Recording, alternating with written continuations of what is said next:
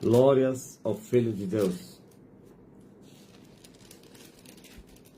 o Rei que venceu, o Rei que vive. Tá ligado? Mais uma vez, aleluia, o meu Evangelho.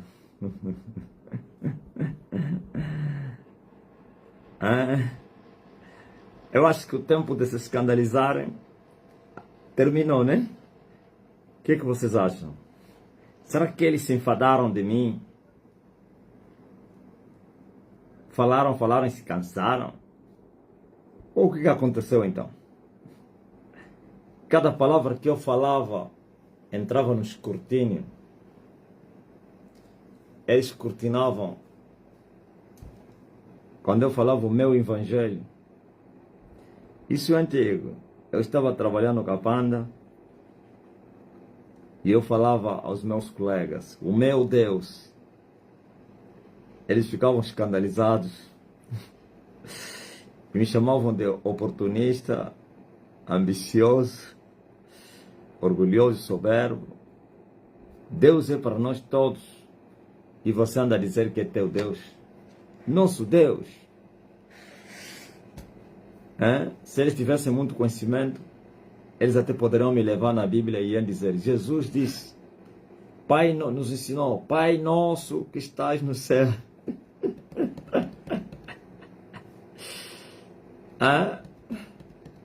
Agora tu vens dizer, meu Pai, meu Deus.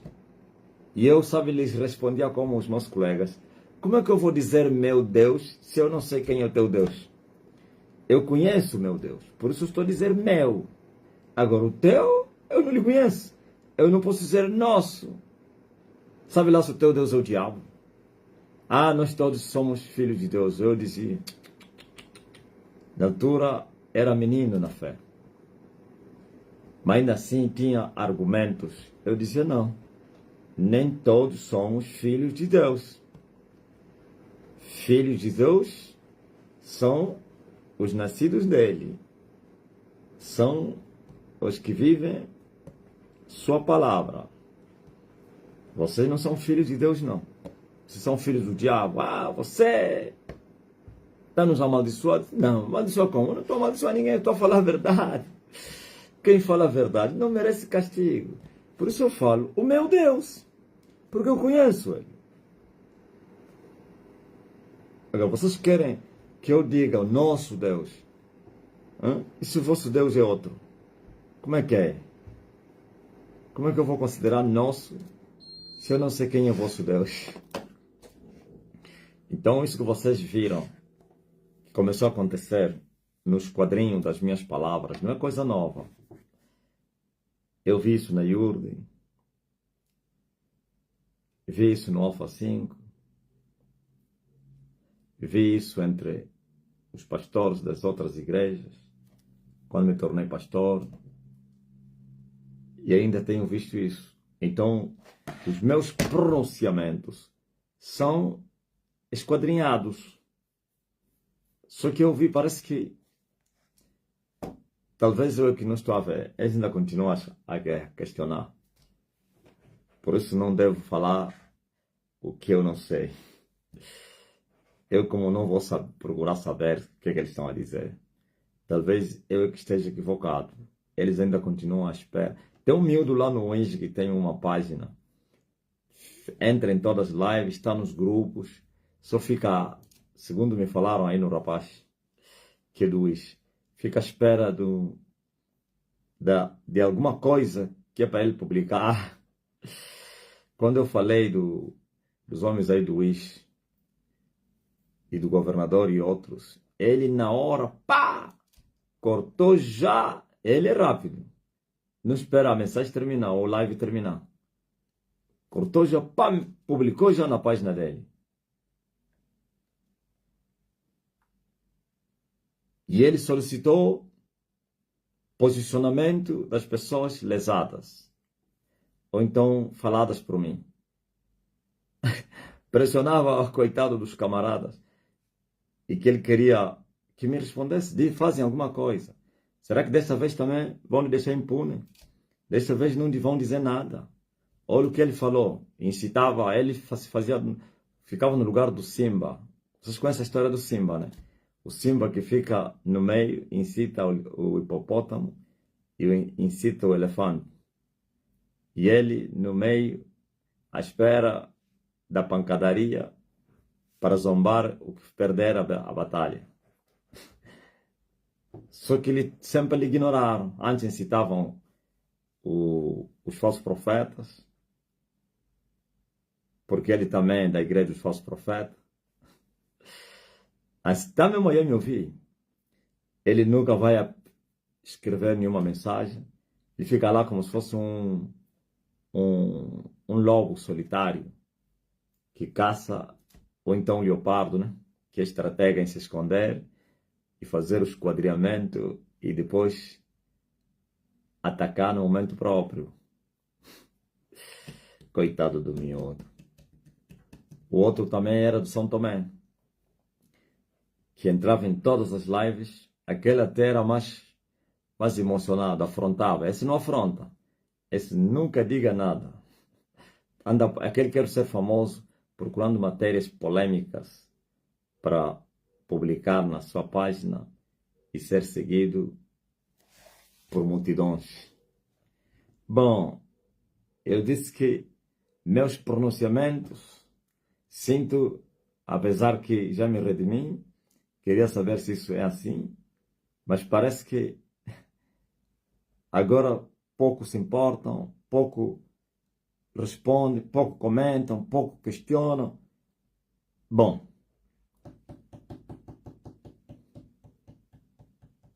eu vim explicar hoje um facto que o mundo iletrado do Evangelho da corrupção, o povo do Evangelho da corrupção, pois são iletrados, aqueles que o apóstolo Paulo disse que são nécios, que aprendem muito sempre, mas nunca chegam a conhecimento da verdade, de tanto ouvirem, até seus tímpanos criaram comichão, estão com alergia nos seus tímpanos, porque estão a ouvir sempre. De tanto ouvir, seus tímpanos ficaram com infecção, mas nunca chegam ao conhecimento da verdade.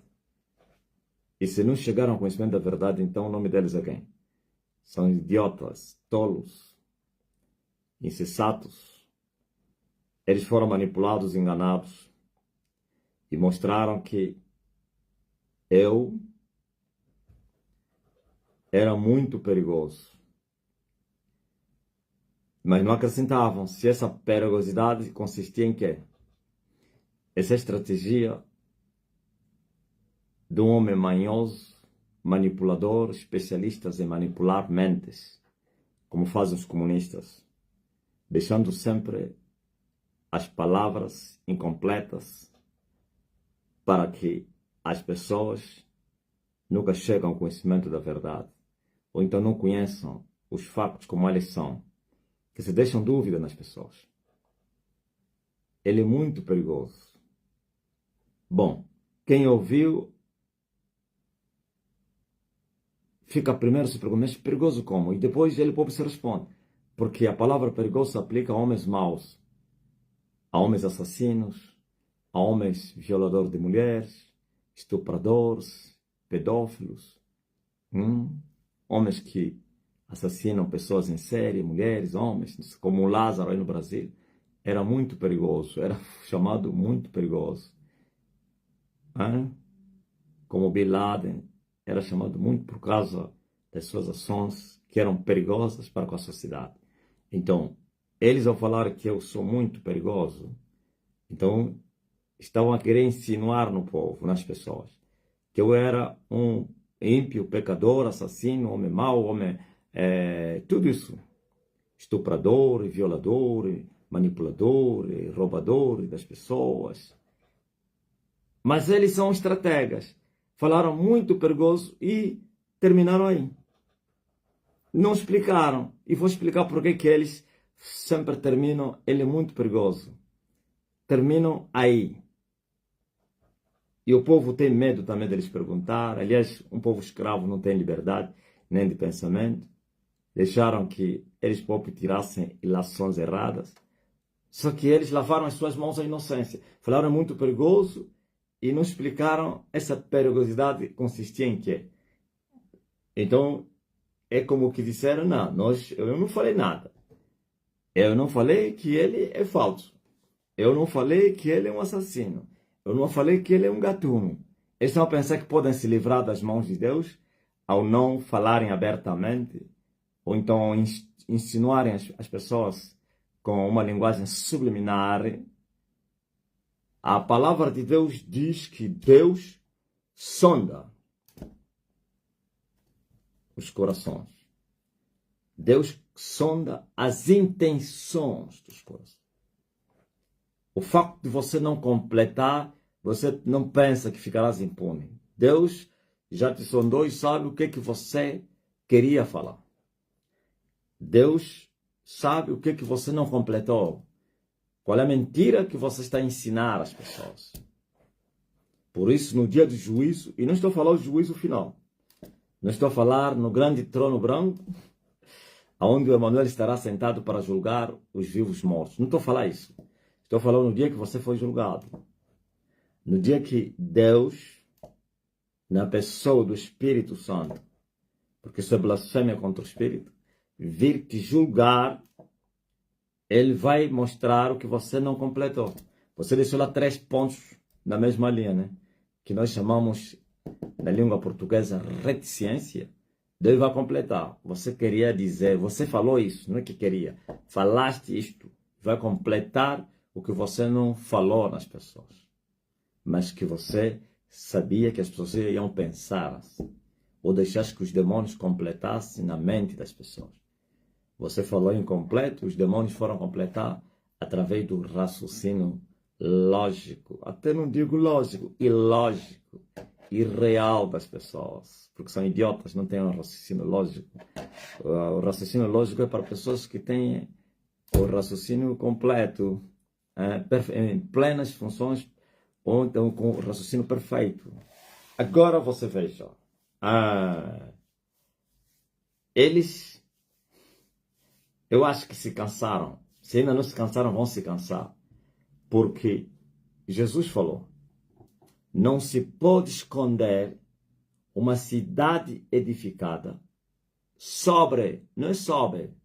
A cidade edificada sobe o monte ficará escondida. Mas a cidade edificada sobre o monte, o sobre é em cima, sobe é embaixo. Sobe, sube, sobre.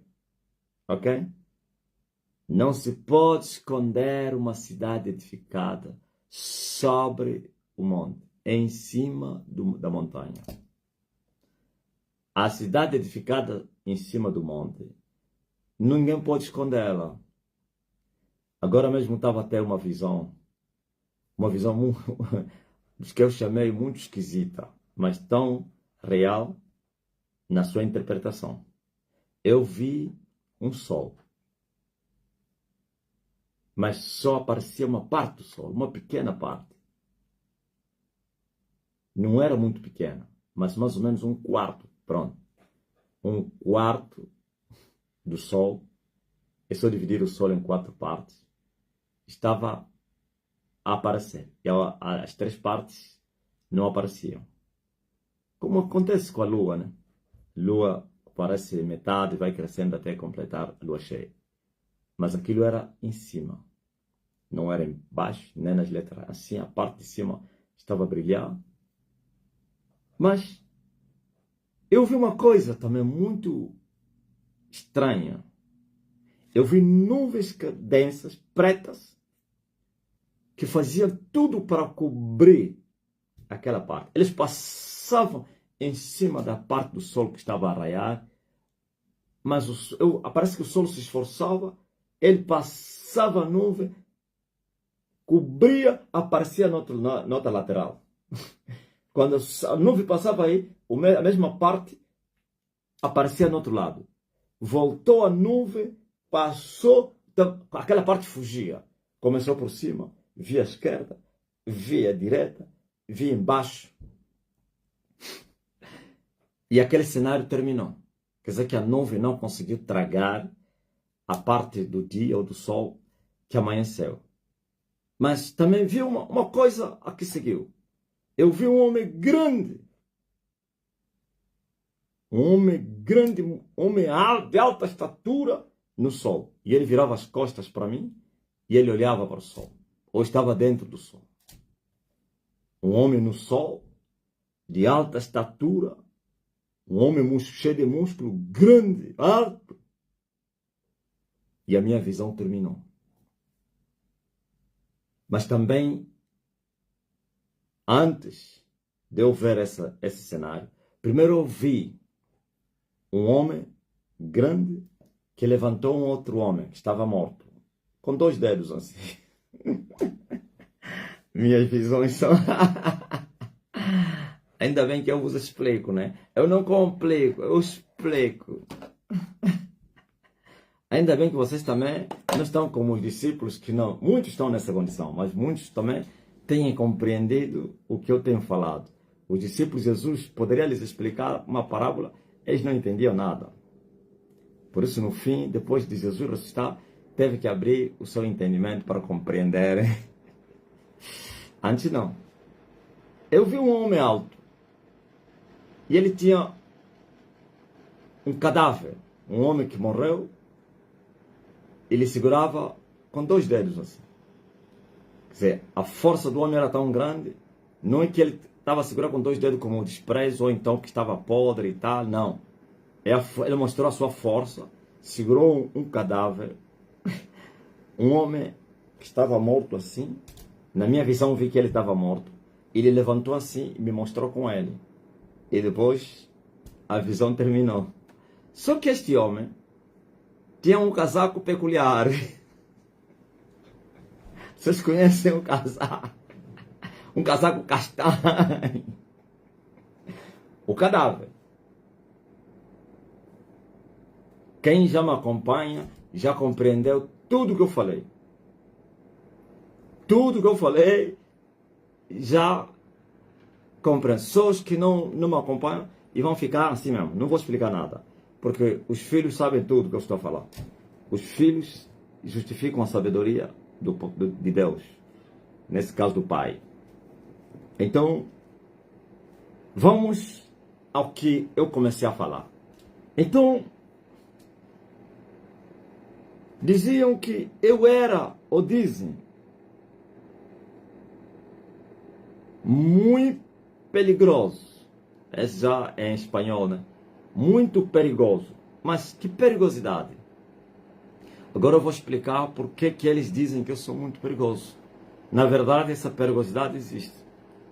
Mas a intenção com que eles foram falando é para contaminar as pessoas, para terem medo de mim e acharem que eu sou um assassino, sou um homem mau, manipulador, um feiticeiro que mata pessoas, não sei o que. Eles é que são. Eu vim para ajudar os humanos. Eu fui enviado para vir libertar os cativos. Eu fui enviado para vir trazer vocês de volta no caminho que vocês perderam. Não que vocês um dia tiveram no caminho. Sim, em Adão tiveram no caminho. Adão perdeu o caminho. Um querubim guardou o caminho e foi expulso para que não voltasse mais no caminho. E vocês estavam nos lombos do vosso pai Adão, juntos foram expulsos. Ok? Agora eu vim outra vez vos levar no caminho. O caminho do santuário. Para vocês poderem entrar no santuário. Eu não vim abrir o véu do santuário. O véu do santuário foi aberto há 2000 anos. Só o caminho que estava encoberto é que vim abrir. Porque Jesus também abriu o caminho do santuário. Um novo e santo caminho, puro caminho, foi aberto para que todos com ousadia pudessem entrar no santuário. Mas, mesmo com o santuário aberto, muitos anos estamos sem o caminho. O que fez com que o caminho desaparecesse é o pecado. As doutrinas de demônios são outros caminhos. O pecado faz com que o caminho da verdade desapareça. E outros caminhos se abriram. Os caminhos largos que enganaram vocês que vos levariam para o santuário. Não, esse caminho vos levava para o santuário do inferno, lá embaixo. Mas ninguém se salvou por esses caminhos largos, pois as suas portas também são espaçosas ou largas. Então, eu vim vos mostrar o caminho, mas para vos mostrar o caminho eu tive que abrir o caminho que foi entulhado. Para vos mostrar o caminho eu tive que trabalhar. Ok? Agora eles estão a dizer que eu sou perigoso, ou muito perigoso. Sim, muito perigoso para aqueles que têm e trabalharam, que durante muito tempo fizeram com que o povo errasse. Aqueles que mostraram caminhos falsos ao povo. Aqueles que escravizaram o povo. Aqueles que manipularam o povo. Aqueles que prenderam o povo. Sou perigoso para com eles. Está escrito na parábola dos lavradores.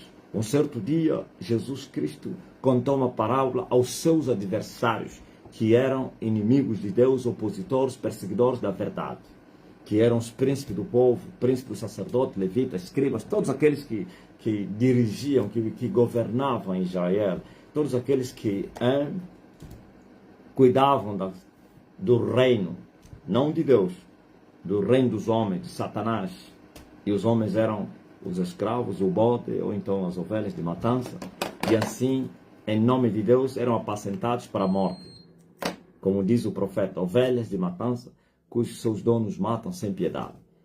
Eu vim para destruir esse. Jesus disse, um certo homem plantou uma vinha, Lucas 20, 19, e arrendou-a a uns lavradores, e partiu para fora da terra por muito tempo. E no próprio tempo mandou um servo aos lavradores para que lhe dessem dos frutos da vinha. Mas os lavradores, espancando, mandaram-no vazio. E tornou a mandar um outro servo. Mas ele, espancando também a este, afrontando, também mandaram-no vazio. Tornou ainda a mandar o terceiro, mas eles, ferindo também a este, o expulsaram. E disse o senhor da vinha, que farei? Mandarei o meu amado filho, talvez que vendo o respeitem. Mas vendo os lavradores, arrazoaram entre si, dizendo, este é o herdeiro, vinde, matemo-lo para que a herança seja nossa. E lançando-o fora da vinha, o mataram. Que lhes fará, pois, o senhor da vinha? Irá e destruirá esses lavradores e dará a outros a vinha. E ouvindo eles isto, disseram, não seja assim. Mas ele, olhando para eles, disse, que é isto, pois, que está escrito? A pedra que os edificadores reprovaram, essa foi feita como cabeça da esquina. Qualquer que cair sobre esta pedra, ficará em pedaços, e aquela sobre quem ela cair, será feito em pó. Parábola de Jesus. Ouviu? Os seus inimigos estavam lá, e eles contam essa parábola. E eles logo entenderam que ele falava deles. E disseram, como assim? Não seja assim. E eu disse, é assim que o meu pai vai vos fazer. Vós sois os lavradores maus. O meu pai é o dono da vinha. A vocês vos foi arrendada a vinha do meu pai. O dono vos arrendou. A vinha era a nação israelita que representava, que então simbolizava o reino de Deus. Não era reino, símbolo do reino. E todos que governavam, que tinham responsabilidades em Israel, eram esses lavradores. Aqueles que tinham responsabilidades, quer administrativas, políticas, religiosas, sei lá, no santuário, tudo. Os que ensinavam o povo eram os lavradores maus. E os profetas, que eram enviados para vir aplicar a justiça da lei, ensinaram o povo a justiça e o povo pudesse praticar a justiça da lei, ou a lei, para que fossem não justificados pela lei, mas simbolicamente houvesse a justificação, porque ninguém será justificado e ninguém foi pela lei, mas os profetas vieram aplicar a justiça da lei. São esses servos que o dono da vinha enviou. Nós vimos, os três foram maltratados. O terceiro até lhe feriram, né? Lhe feriram a cabeça, lhe expulsaram. O segundo Jesus, lhe expulsaram de mãos vazias. Por que os profetas vinham? Vinham para buscar salário, rendimentos. Mas encontrava um povo corrupto, um povo desviado. E quando eles começavam a pregar a justiça, os líderes, que eram os reis, sacerdotes, sei lá, perseguiam os profetas. Por isso Jesus falou: Jerusalém, Jerusalém, que mata os profetas e apedreja os que te são enviados. Ouviu? É isso aí. Então matavam uns eram colocados nas cadeias, outros eram expulsos e iam morrer em terras longínquas, estranhas, outros eram silenciados. Foi assim que o dono da vinha disse: bom, já mandei os meus servos, não filhos. Já falei isso outro dia. Já mandei os meus servos e eles os maltrataram. Agora vou mandar o meu filho, o amado meu filho. Talvez respeitem-no. E veio o filho. E vocês conhecem quem é o filho. No fim, veio o filho, Jesus de Nazaré, o Filho de Deus. Eles o respeitaram? Não. O mesmo Jesus, na sua parábola, disse: quando eles viram que o que veio não é um servo, não é um trabalhador, mas é o herdeiro, e o herdeiro é o filho, então eles cochicharam nos seus corações e disseram: eis aí o herdeiro. Essa é a grande oportunidade, a única que nós temos, não dos servos. É agora. Se nós matarmos o herdeiro, então a vinha ficará para sempre para nós. Então, vamos matá-lo para nos apoderarmos dessa vinha, porque ele é o único filho, é o único herdeiro que ele tem. Foi esse o projeto de Satanás, e com todos os seus capangas, seus servos, seus escravos. Eles disseram: bom, a única oportunidade que nós temos de reinarmos eternamente é agora. Não era com os profetas, que nós envenenamos, matamos, desviamos, corrompemos. É agora. Se nós corrompermos o Emanuel, se nós desviarmos o Emanuel, haverá um caos. Nunca mais Deus vai se importar com a humanidade. Nunca mais haverá resgate. Nunca mais haverá libertação. Nunca mais vai haver a destruição do nosso reino. Então nós vamos reinar eternamente. Por isso eles haviam se esforçado. Todo o reino de Satanás se esforçou. Não somente na cruz, desde o batismo de João até a cruz, as trevas teriam se esforçado para tentar desviar Jesus. Por isso houveram muitas tentações, muitas provocações, muitas injúrias, blasfêmias, ofensas, tudo isso, perseguições, até a cruz. E na cruz era o momento ímpar, o último momento que eles tinham. Por isso, desde Getsemane, reforçaram as cargas. Jesus confessou isso, que a coisa estava feia, que não estava fácil, mas que o espírito estava pronto para avançar. A carne tinha medo, a carne queria voltar. Jesus teve que se esforçar, no esforço de oração, até saiu sangue nos seus poros, que arrebentou as veias por causa do esforço que ele tinha que fazer devido do jugo que Satanás colocou em cima dele. Mas ele se esforçou e conseguiu romper, e assim não fugiu à morte e morreu. E eles continuaram com as insinuações, com os insultos, com as provocações, até a cruz, mas Jesus morreu calado. E quando deu o último suspiro e o último grito, então tudo foi consumado. Não conseguiram desviar Jesus, não conseguiram levar Jesus a pecar, e Jesus morreu sem pecado. E assim, Jesus é essa pedra que os edificadores rejeitaram e foi posta como principal da esquina, viu? Eles rejeitaram. E Pedro vem e disse que depois que Jesus ressuscitou, Deus, o Pai, o fez Cristo e Senhor. Ouviu? Jesus não era o Cristo. Profeticamente, então, segundo a profecia, ele era, mas ainda não tinha se manifestado Cristo. Depois que ele ressuscitou, que Deus o fez Cristo e Senhor. Jesus não era rei, ok? Quando estava na terra, não era rei. Por isso, na cruz zombaram dele, meteram-lhe uma coroa de espinho. Em outras palavras, tu dizias que és rei. Onde está a coroa? Tens direito a vexame, é coroa de espinho. Vistes? Mas agora que morreu e venceu e ressuscitou, o Pai o fez Cristo e Senhor. Senhor do Senhor, Rei do Rei. Sabe o que é Cristo? O ungido, o Rei. Rei ungido. Ouvistes? Agora, vocês entenderam o que significa que foi colocado como a pedra da esquina e principal. E agora? E aqueles que o rejeitaram? Aqueles que em vida disseram que nós não te reconhecemos como o Senhor, que nós não acreditamos que você é o enviado, que nós não acreditamos que você é o Salvador.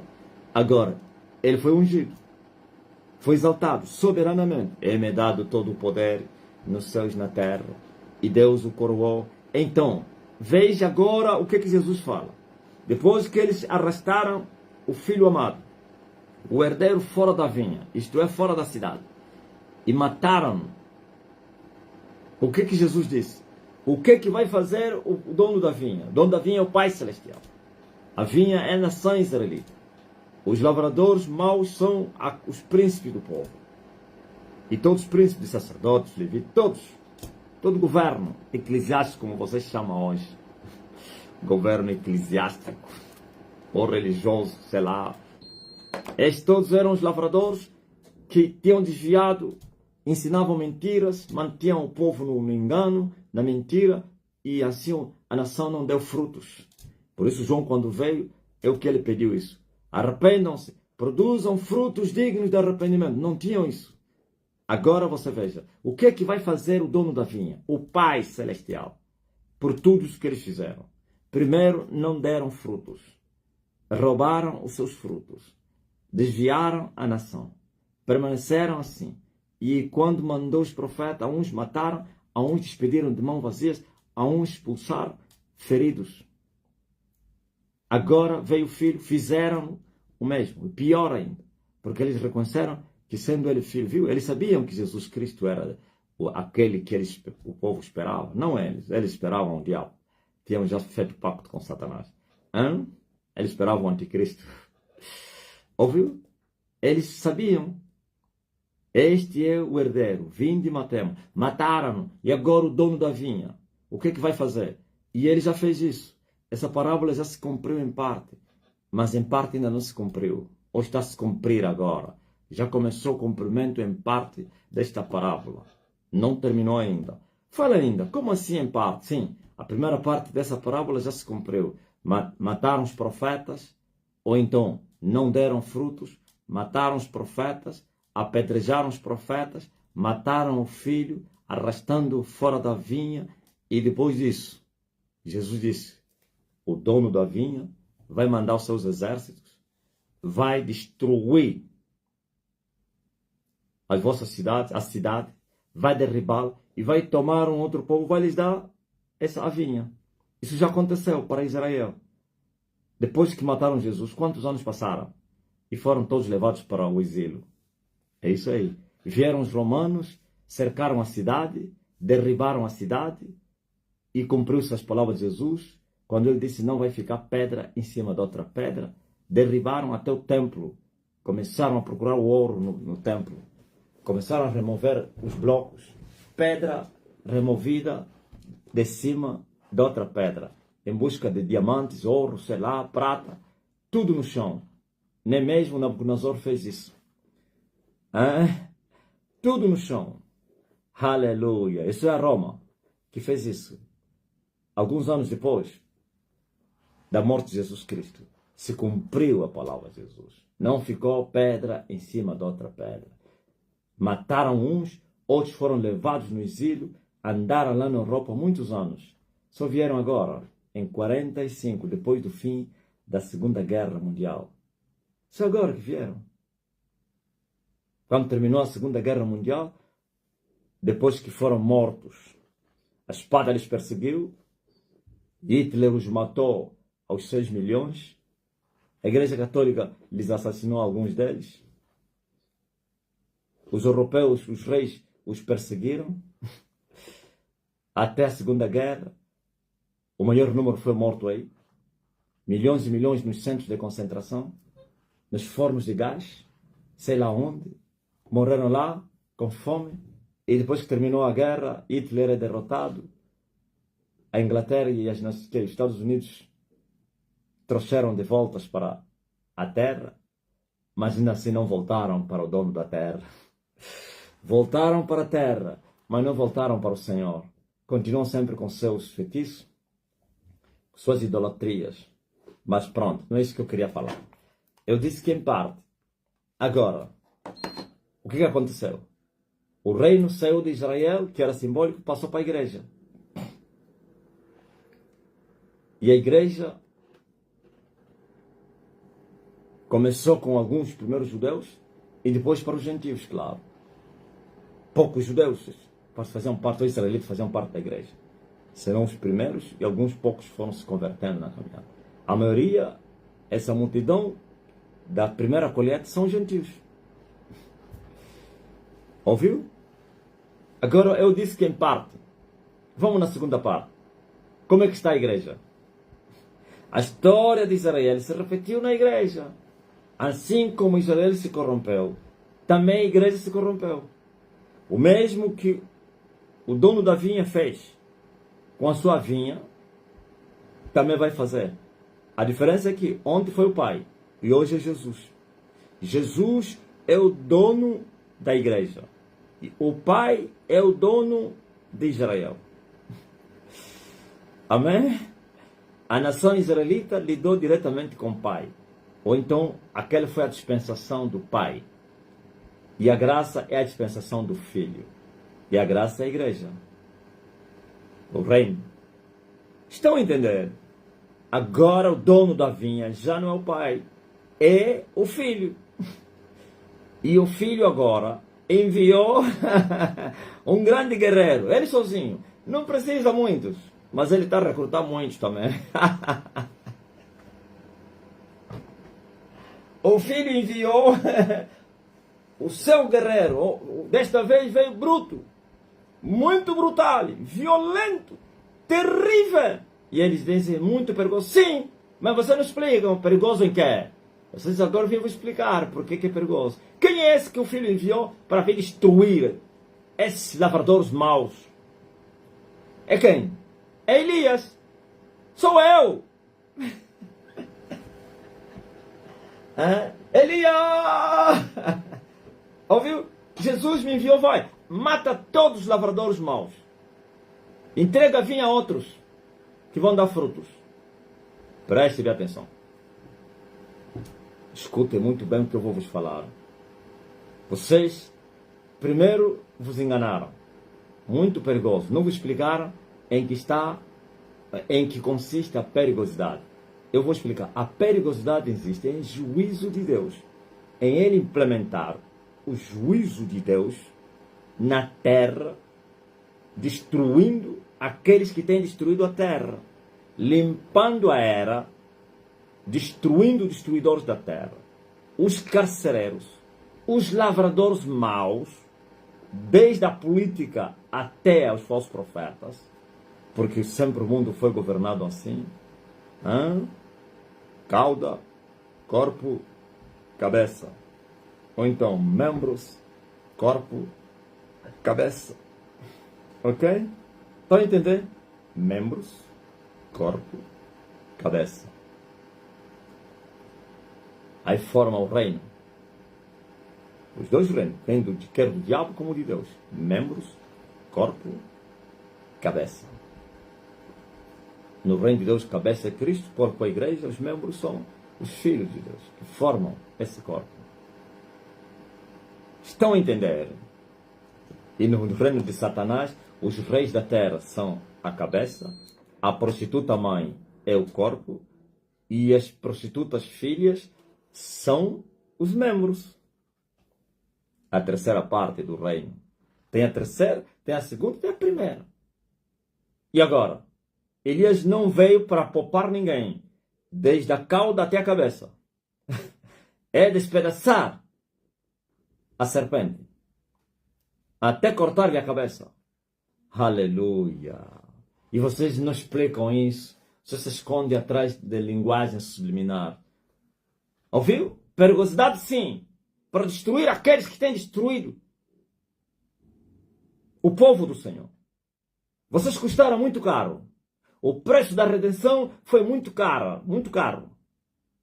Não foi com ouro, nem com prata, nem com nada que é perecível que foste resgatado da perdição, mas sim pelo precioso sangue de Jesus, como de um cordeiro imaculado. Sabe quanto custou na cruz? Quanta dor, quanta agonia. E eles vieram e se apoderaram da vinha do Senhor, do Emanuel. Se apoderaram do reino de Deus. Implementaram suas regras. Fizeram de vocês como negócio. E incitados por eles, vocês começam ainda a me odiar, a blasfemar, a me perseguir. A história se repete. Só que veio um juízo.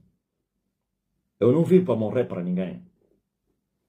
Quem morreu por vocês, isso aconteceu há 2000 anos. Eu vim para aplicar a justiça. Não justiça segundo a lei, segundo a graça. Quem não se converter vai morrer. A paciência de Deus ainda está lá, esperando. Mas aqueles que têm destruído a terra, já não vai esperar mais. Marcelino sumiu. O Elias não tem tolerância. Ouviu? Olha, eu vos avisei que vai cair o quarto monte. Eu vos disse que o quarto monte vai cair. E esse quarto monte é a 7ª dimensão. E que quando caísse o quarto monte, até o emocional dos seres humanos seria afetado. Controlem de hoje em diante. Estou a anunciar isso. Tudo que já aconteceu no cumprimento da minha profecia foram somente, eu chamo de sintomas, aleluia, da coisa. São os frutos temporâneos, os primários. Ouviu? São as primícias. Agora já não serão primícias. Controlem agora. Eu disse que quando cair o quarto monte, o emocional dos seres humanos vai ser afetado. Mas quais os seres humanos? Os inimigos de Deus. Sabe quem são os inimigos de Deus? É verdade que a pessoa, só o facto de amar o mundo, se torna inimigo de Deus. Mas há relevantes. Ou então há aqueles que são de leve, inimigos de Deus por ignorância, como Paulo. Paulo era inimigo de Deus por ignorância. Praticou obras más ignorantemente. Isto é, não conhecia as profundezas de Satanás, defendia Deus, combatendo contra Deus, por causa da ignorância. Agora que os seus olhos se abriram, nunca mais perseguiu Deus em nome de Deus. Ok? A vocês, a misericórdia ainda está aí. Mas estou a falar àqueles que conhecem as profundezas de Satanás. E por cima vêm e abrem as Bíblias para enganar vocês. Aqueles que reinam sobre vocês, que têm pactos, aliança com as trevas, e a missão é matar vocês. De dia falam linguagem de paz com vocês, falam de vos ajudar, governar bem, ajudar, o povo precisa disso, as crianças, mas à noite são eles que estão a assassinar as crianças, são eles que estão a matar as mulheres, são eles que estão a matar vocês, vocês são negócio deles, vocês são a carne na grelha, vocês são os bifes, vocês são o petisco deles, vocês são... Esses aqui estão a me pagar. O emocional será afetado. É agora, não é amanhã. Controlem. Eu disse que eu vim trazer um recado hoje. Começou o que eu vos anunciei. Já não é mais profecia. O emocional vai ser afetado. Sabe o que é o emocional afetado? Loucura. Pessoas que estão saudáveis, que não tiveram problemas, nunca tiveram problemas de perturbação mental, do nada vão ficar malucos. Pessoas bem posicionadas, falsos profetas, governantes, pessoas conhecidas, famosas, vão ficar loucos. E não estou a falar que todo mundo, porque Deus tem a sua forma de agir. Ele não faz tudo de uma vez, pouco a pouco, só para ver a abertura dos céus. No primeiro céu morreram mais de 4 milhões de habitantes. No segundo céu está matando não sei quantos. Já começou o segundo céu. E muitos vão morrer com a espada, que é guerra, assassinatos, não sei o quê, acidentes, sangue. Aquelas mortes violentas que derramam sangue. Isso chama-se a espada. Como acidentes, guerras, delinquência, assassinatos, tudo isso. Muita gente está morrendo no mundo. E depois vai vir o terceiro céu, que é da fome. Próximo ano. Muita gente vai morrer com fome. Depois vai vir o quarto céu, que é das 4 pragas. as 3 antigas: pestilência, guerra e fome, e depois associado com as bestas feras, ou então os animais ferozes, a devorar essas 4 pragas, e você vê que vai matar mais gente do que todos os 3 selos juntos.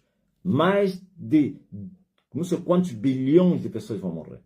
A 4ª parte da população do mundo vai morrer. 4ª parte. Vocês são matemáticos ou professores, como eu. Eu fui professor, pá? Então fazem a conta. Somos 8 bilhões, não sei quantos. Sei lá, até lá se vai a 9 bilhões. A Índia estão a se multiplicar. A China voltaram a se multiplicar também. A Rússia tem decreto lá, tem que nascer. Quem não nascer, está mal. Vladimir está preocupado com a faixa de natalidade. A África está a reproduzir. Bom, só falta 3 anos para se abrir o 4º selo. Então não é muito tempo. Vamos no mesmo número que existe. Mais de 8 bilhões de habitantes, né? 4ª parte desse número é 2 bilhões que vai morrer em pouco tempo. Em menos de 6 meses. Tem noção em 6 meses morrer esse número? Ah? Vocês estão a brincar com as coisas sérias, né? Então esse é o modo operante de Deus. Deus, ele está a destruir os destruidores, mas deixando alguns para ver se arrependa. Depois vem o segundo grupo. Depois vem... Vocês sabiam que todos que morreram no coronavírus, 99,9% das pessoas que morreram no coronavírus são feiticeiros? Ou foram feiticeiros? São, porque continuam feiticeiros. Eu não estou a dizer que todos, mas a maioria são feiticeiros. Por quê? O julgamento. E até ele ficou um pouco leve. Estes todos que estão a morrer no assassinato, acidente, são feiticeiros. Estes todos enfermeiros ali são bruxas.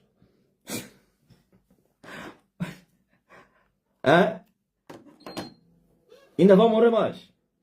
Então, agora a praga para matar os feiticeiros é loucura. Mas a loucura, as pessoas não morreram. Morreram! Quando você vê alguém ficou maluco, morreu. É uma morte espiritual. O que acontece? A pessoa, a sua alma, é arrancada do corpo e levada no vale da sombra da morte, que é uma parte do inferno, das pessoas que ainda não morreram. Ficam lá, aqui o corpo já não é pessoa. O corpo está cheio de demônios. Aqueles demônios eles vão guiar o corpo, por isso os comportamentos perdem. Porque quando a alma não está no homem, o homem não tem o raciocínio, a razão, o raciocínio lógico, não tem o intelecto. Então as pessoas, eles vão, por que vão morrer, vão ser arrancadas suas almas? É o castigo. Porque Elias venceu os poderes das estrelas, os poderes da lua, os príncipes vão pagar caro agora. No coronavírus estavam a morrer os macumbeiros. Agora vão morrer os príncipes das trevas. E depois vão morrer, sabe quem são? Os reis. E não estou a falar presidentes, não. Estou a falar as hierarquias no mundo do espírito. Ouvistes? Estás a brincar com as coisas sérias. Né? Brinque. O 4º monte cairia, até o raciocínio seria afetado. E outra praga, são 3 que me foram mostradas que vão acontecer agora, com a queda do 4º monte. Para não falar da espada que está em andamento. Número 2, os bancos vão ser afetados. Registrem isso. Já andam afetados. Se já andam afetados, agora vão mesmo cair. Quando eu vos falei, quando estava no monte, vocês estavam a duvidar. E agora? Vocês me chamaram de aventureiro, né? Me chamam mais de aventureiro agora.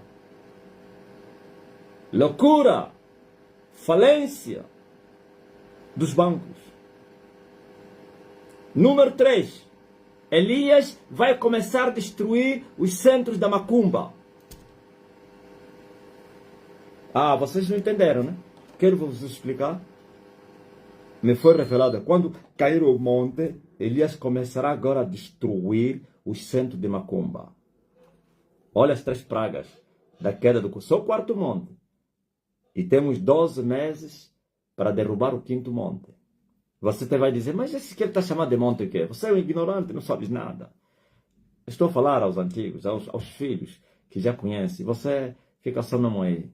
Só que desta vez a blasfêmia vai dar direto à loucura. Você não quer ficar louco? É melhor calar sua boca. Ok? As três. Loucura, que é o emocional afetado, bancos afetados.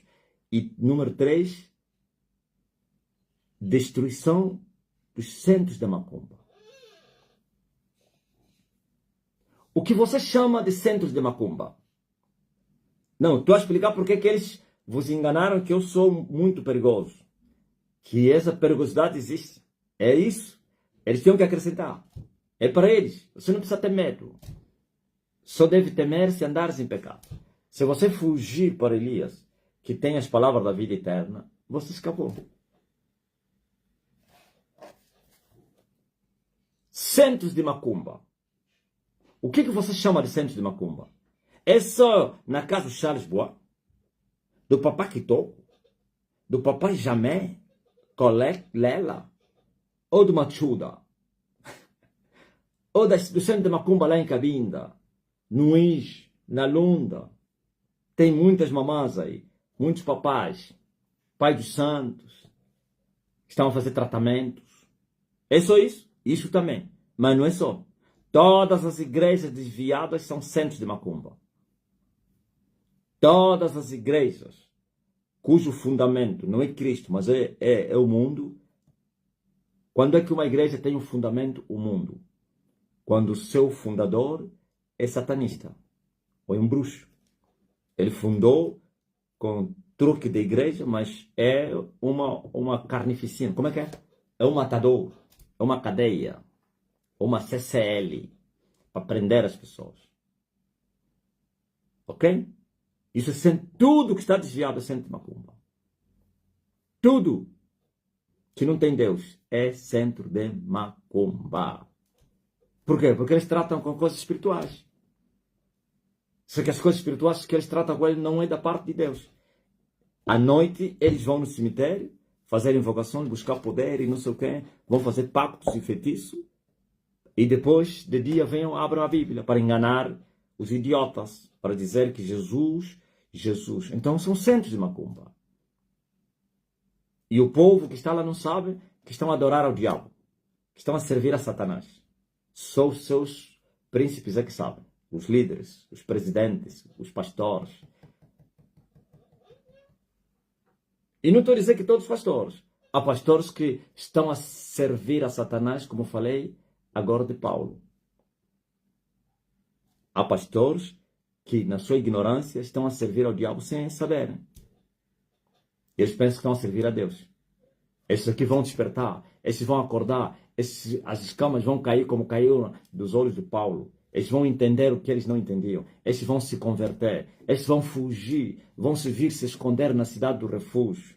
Eles vão fugir do vingador de sangue. E esses vão ver a alva. Ok? Vocês temeram que o Elias se manifestasse no Marcelino, né? Isso é uma linguagem espiritual. Não pense que eu sou Elias agora. Eu tive que lutar com Marcelino para matá-lo. Para que Elias se apoderasse totalmente desse corpo. Sem interferência do Marcelino.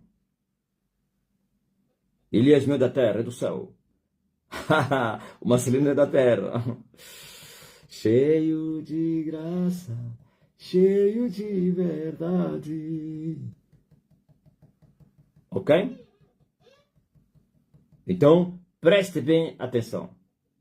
Elias vai começar a destruir os centros de macumba. Resistam isso. Tem igrejas que vão cair com o povo lá. Muitos vão morrer dentro das igrejas. Vai vir vento, vai derribar a igreja física e muitos vão morrer. Caravanas que vão para não sei aonde vão acidentar, muitos vão morrer, e todos vão morrer, são feiticeiros. Os que não são feiticeiros vão partir os dentes, vão partir as pernas e vão no hospital e vão sobreviver. Os bruxos todos vão morrer. Estou a ajudar vocês, porque o diabo quer vos matar. Mas eu estou vos a ajudar. Todos que não são feiticeiros, uns vão partir dedos, vão furar olho e vão sobreviver, vão se converter. Os bruxos morrem. E se morrer alguém que não é bruxo, porque ele ofendeu, blasfemou. Mas todos que blasfemarem, que não são feiticeiros e correrem para Elias, serão aceitos, porque o fizestes na vossa ignorância. Esse é o dia que eles temeram. É que Elias se manifestasse no homem. Elias tem agora a estatura de Cristo, um homem gigante, está no solo, parado. Ainda não tomou sol, o solo está tremendo, porque Elias entrou no solo, está lá. Eu vi o Elias no solo, eu perguntei, quem é esse homem tão grande que eu estou a ver aí?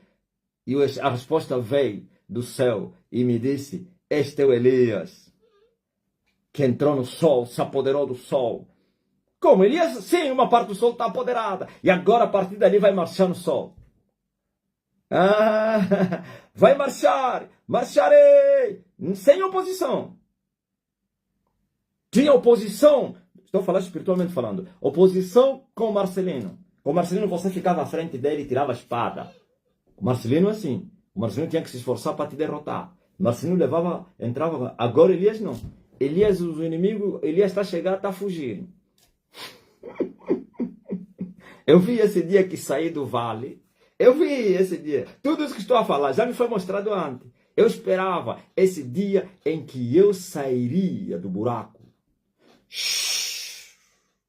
e subiria o cume do monte. Esse é o quarto monte. E em cima desse monte tinha lá duas igrejas, uma direita e uma esquerda. E eu passei. E eles ficaram para trás.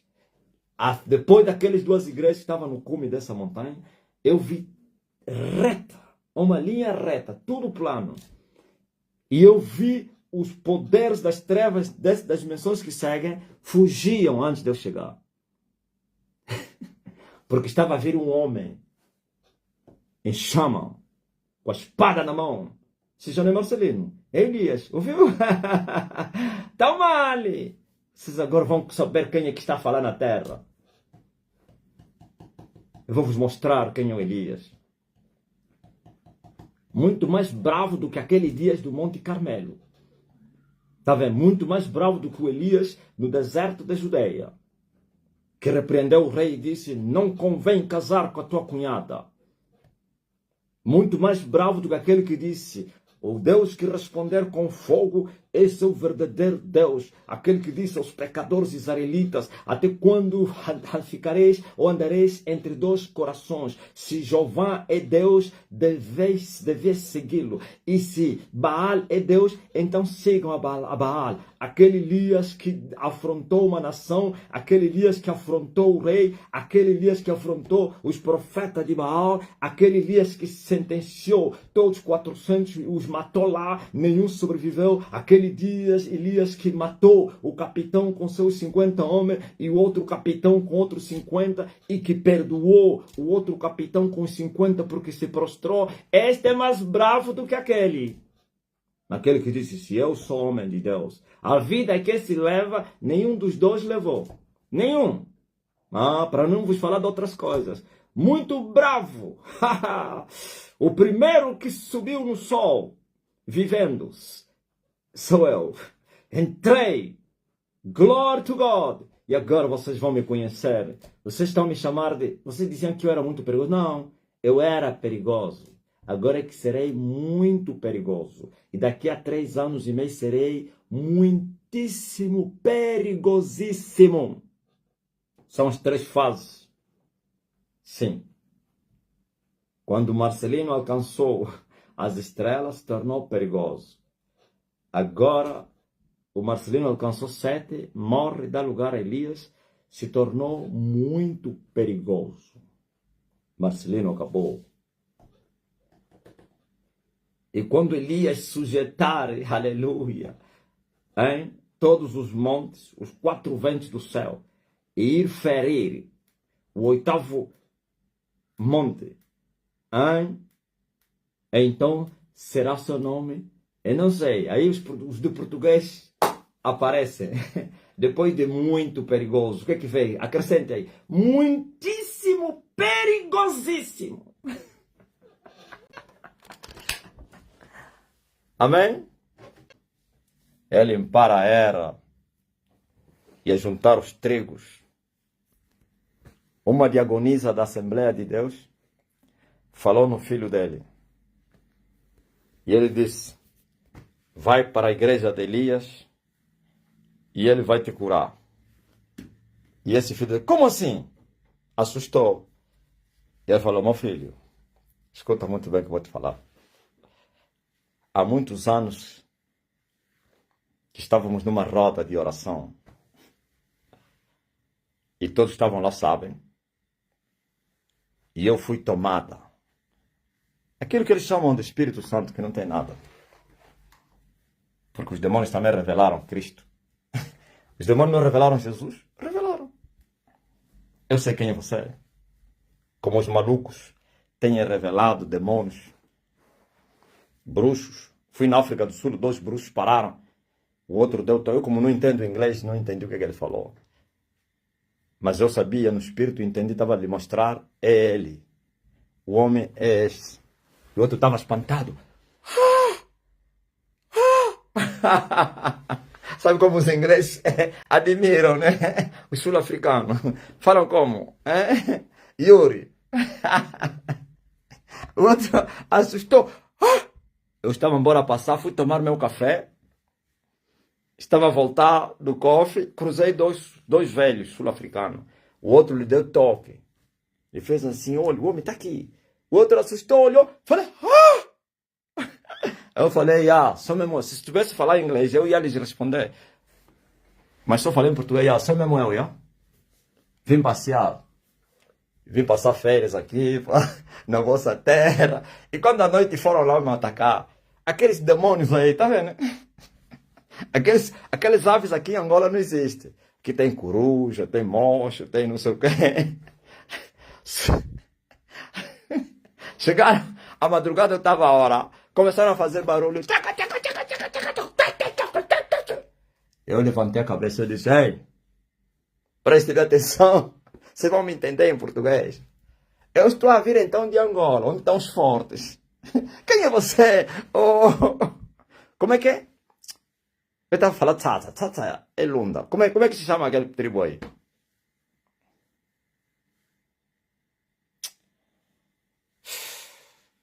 Que Zulu? Qual é o nome?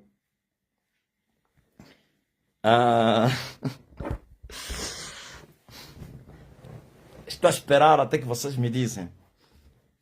Termina com Zulu, aquela tribo aí. Como é que se chama aquela tribo? Yuri. Não, não é só Zulu. Tem um nome. Para além do Zulu não tem outro aí. Chaka. Oh, como então vocês também? Você tá amanhã. Eu falei, ei, Chaka Zulu. Eu falei, Chaka Zulu. Eu tô a vir então de Angola. Onde estão os fortes? Não me aguentaram. Quem é você? Sai dali. Fugiram. Chaka Zulu. Amém?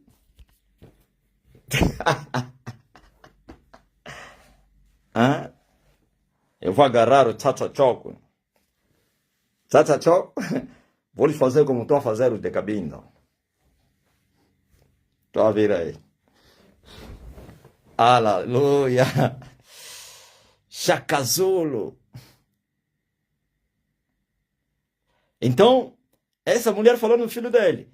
Quando eu fui tomado na roda, lembra-se, os que estiveram lá ouviram. E eu dizia: Marcelino. Uma mulher ficou endemoniada na roda de oração, da intercessão. Começou a gritar: Marcelino, Marcelino, Marcelino. Isso há muitos anos. Não sei se é 2011, ou 12, ou quanto é, ou 8, ou 5.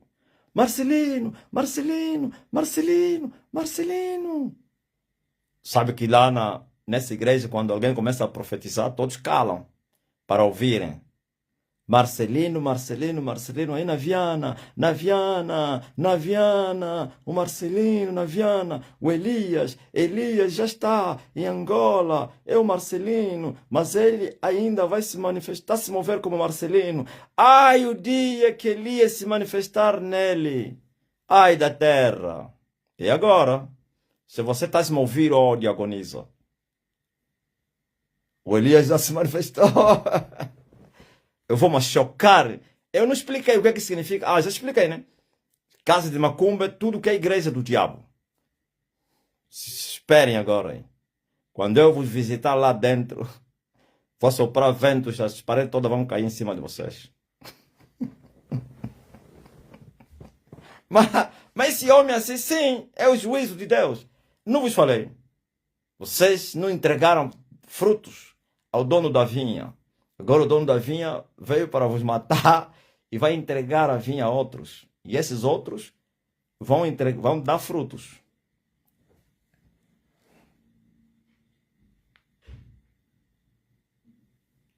Até aqui a minha exortação. Glory to God.